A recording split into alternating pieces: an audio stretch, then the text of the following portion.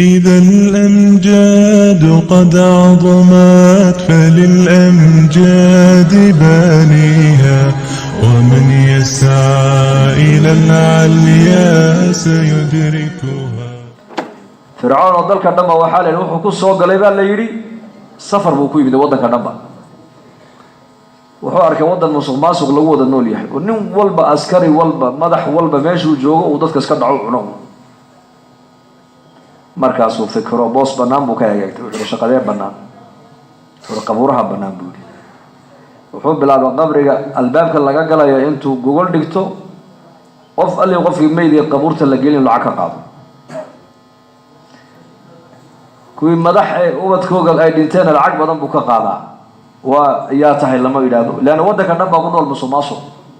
نين والبا ماشو جوجو وحو dadka ka qaato iska cuna marka isaga oo garaabeen waxa ay kana doo qabuur dul fadhiistay wuxuu doonaa ha iska cunoone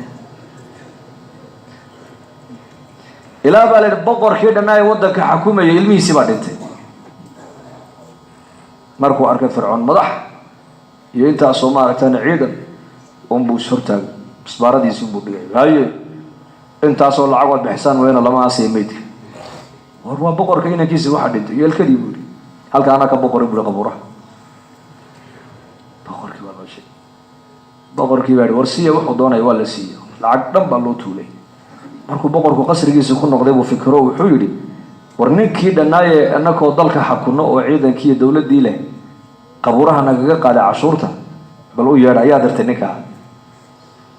والله يا فرعون بقرك كدونا يا لقي maalintu shaqada bilaabay ila joogada maalinta uu joogo wuxuu lacag u riibo fircoon wataada leeyahay sanduuq dhan oo lacag ah boqorka ku yeeray hortay way ka shaqada ayaa ku dirtay shaqada dalkan u shaqeeyay guri anagu danta guud baan u shaqeeyaa oo maxaad haysaa de waa kan waxa lacag u riibo guri boqorkii waa warday meesha lacag baaba taale ha nusna adiga nusna aniga la guri waa shaqo fiican tahay guri adiga halka lagu dayn maayay dawladda ku soo biiraysaa wuu sal lacagta loo sameeyaa taqaanaa buu hal kaasoo fircoon ka galay dawladda reer bani Israa'iil baa ilaa markii dambe boqorkeedna markuu dhintay meesha isagu la wareego